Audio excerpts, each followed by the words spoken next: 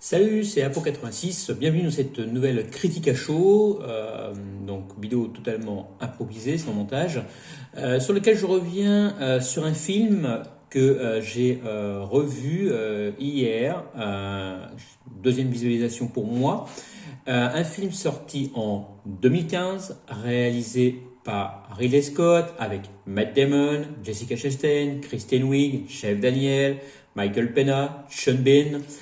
Vous l'aurez reconnu, il s'agit de Seul sur Mars.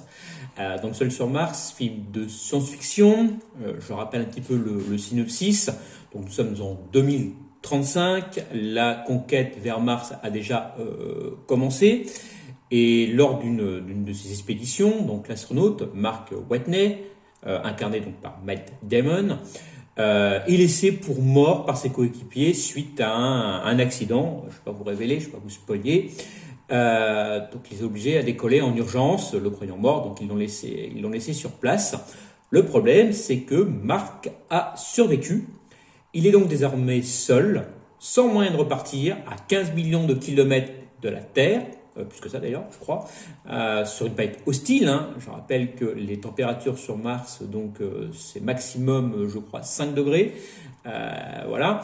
Donc il va devoir faire appel à son intelligence, à son ingéniosité, à ses compétences d'agronome pour survivre et surtout trouver un moyen de contacter la Terre qui est, je viens de regarder, à 225 millions de kilomètres d'où il est.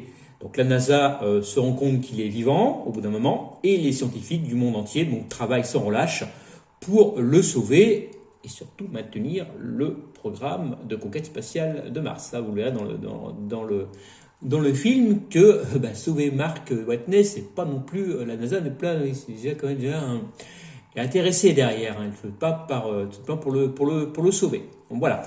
Alors, qu'est-ce que ce film? Qu'est-ce que j'en ai pensé? Donc, pour moi, c'est un bon film. Un bon film de science-fiction qui, scénariquement, tient la route. Malgré quelques aberrations scientifiques, c'est plutôt pas mal fait. Puisque je m'intéresse quand même à la conquête spatiale, surtout la conquête de Mars, en suivant notamment la série Mars sur Netflix. Il y a quand même pas mal de choses qui sont plausibles dans le film, d'autres qui le sont un peu moins. Mais oui, ça tient la route. Matt Damon est très bon dans son rôle. Les effets spéciaux sont superbes. Mars est superbement bien représenté. Bref, voilà, moi je le répète, c'est un bon film de science-fiction. Il dure 2h45. On ne trouve pas le temps long pendant les 2h45, c'est qu'il y a toujours du suspense, toujours de l'action. Le rythme est très bon d'un bout à l'autre du film. Donc c'est un très très bon pour moi Ridley Scott. Je vais donc lui mettre j'aime bien sur Captain Watch.